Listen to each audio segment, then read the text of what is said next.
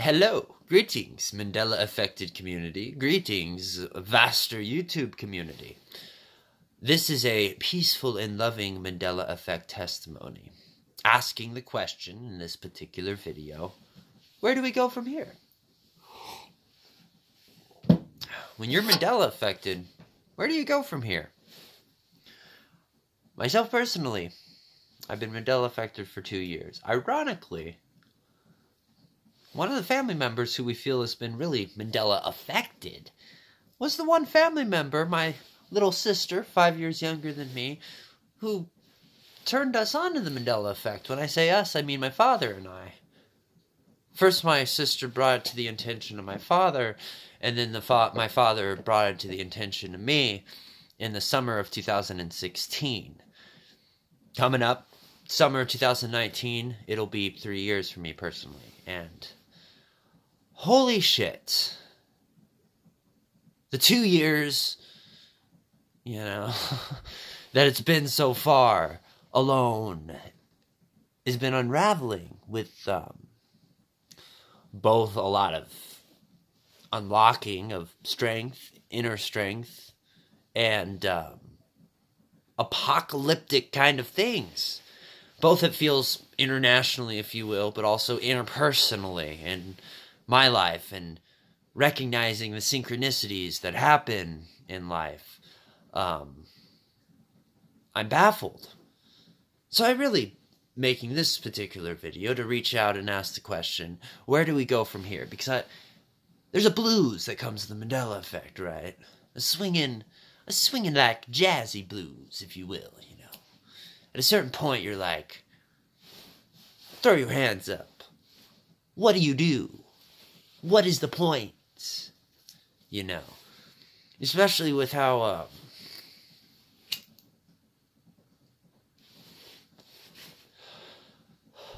lonely it gets. Maybe we're supposed to reach out more. Maybe we're supposed to actually have tangible meetings. Ever thought about that, Mandela affected people? Maybe I'm behind, living under a rock, accustomed to the mountain life. Maybe I'm behind and I should do my research, and maybe there's already Mandela affected meetings where people meet each other hands-on. Because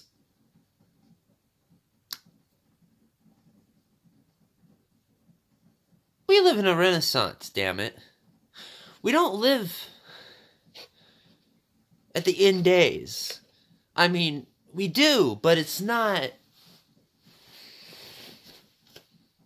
You give in to fear, give in to the anger, and the fear of being Mandela affected. You're letting it play a course that is underestimating your own ability. We are a vessel of our reality, right? It's shown in quantum physics, if you will, and I'm no scientist by any means, and don't take my word for it, but in certain layman's terms, theories of quantum physics, it shows that what we observe in reality is affected by the observer, as within, so without, so below, so above, from the micro to the macro. I think what I'm getting at is, where do we go from here when you're Mandela affected? For me personally, it's still a crescendo of chaos, and it's accepting that chaos and recognizing or accounting for the chaos and how I play my own personal effect. By no means do I think that we're in a stagnant space. No. I think that's precisely what mainstream media and corporatocracy, as ever pervasive and inescapable as the Catholic Church was in the Middle Ages, 'tis corporatocracy to the modern ages. It wants to put on this television, falsified vision to you that is externalized from yourself, that is oppressive and bland, and I'm so digressing off topic. Must be that good old high Cali stuff. I unapologetically smoke my spliffs because now it's routine to these videos for me, so be it what you will. Don't like me for it. Meh. Or love me for it. Meh. It's perfectly insignificant.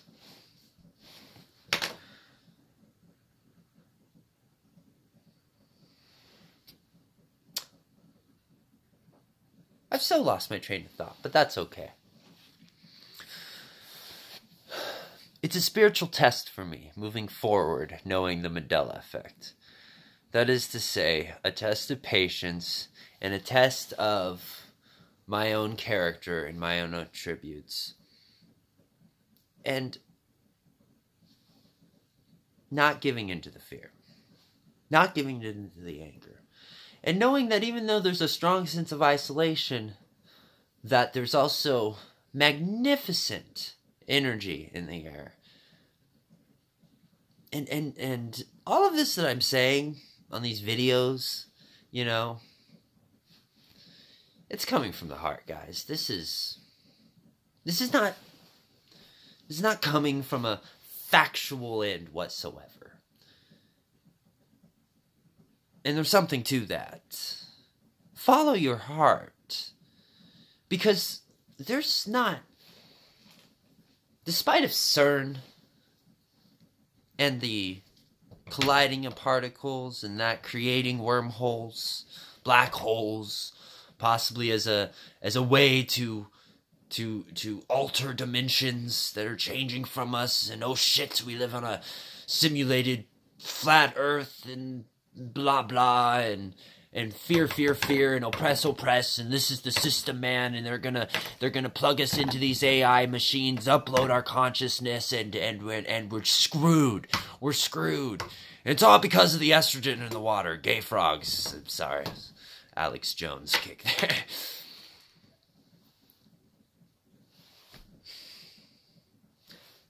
There's a channel out there on YouTube, Infinite Waters. Shout out to Ralph Smart and Infinite Waters.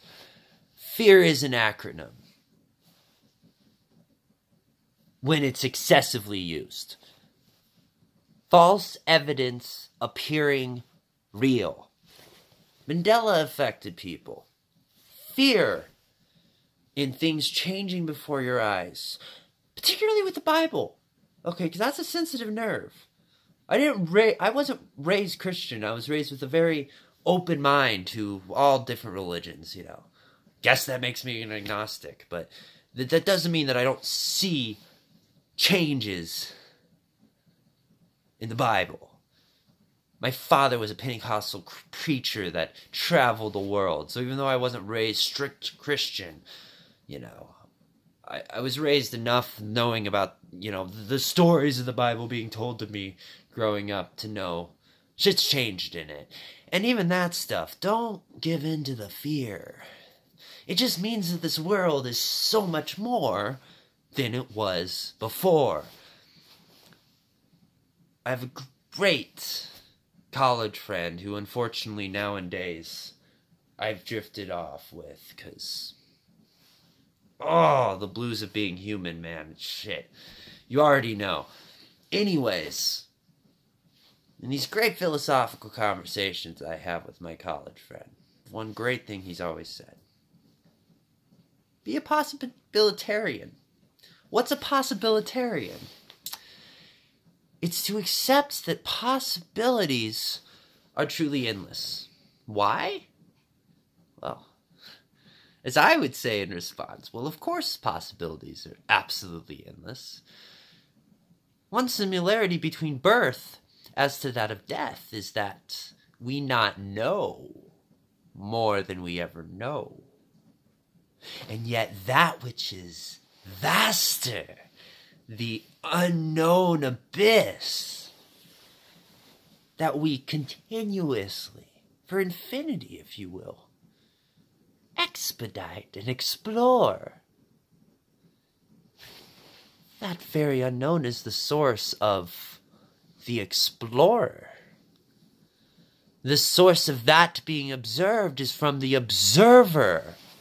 So of course the Mandela Effect is happening.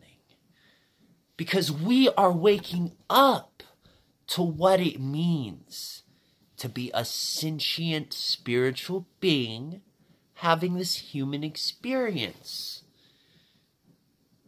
And it's something beautiful. It's the blossoming of consciousness, the flowering of it. We are passing through pubescence, puberty, if you will, collectively as a species. And it's something to celebrate. It's the end of times. But when there is a death, it is not time for mourning. It's time for celebration. And of course, so referencing Alan Watts lectures, I would YouTube at 3 in the morning. Yeah. Death is a very taboo and not confronted with topic in the Western world.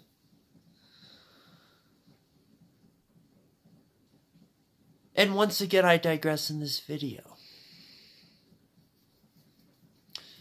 So I will leave it at that. Seems my average videos are 10 minutes and it seems appropriate. Namaste. Have a beautiful night. Please, please, give me criticism. Respond however which way. I am waiting for negative feedback. Bring it on. I haven't gotten it yet. I have to say a shout out to all those people that lend their support. I'm very happy and feel comfortable. I'm very comforted by the community of YouTube and the community reaching out, doing these videos. It's very therapeutic and it feels productive. Lead me a wrap up to this Mandela Effect video regarding where to go from now after being Mandela affected. For me personally, doing these videos is progressing in where I go now with the Mandela Effect. Where to go now is to be unapologetic of what you know. Be unapologetic of what you remember. And help people out with it. That's all I want to do. Are you bewildered about this? Are you as bewildered about this as I am? Beautiful. I hope help inspire you to also make some of these videos. Speak up about it. Because I want to be here to making this video now if it wasn't for all of you who made videos. So I thank you. Stay strong. The times we live in. Focus, camera. Are quite remarkable. Ja.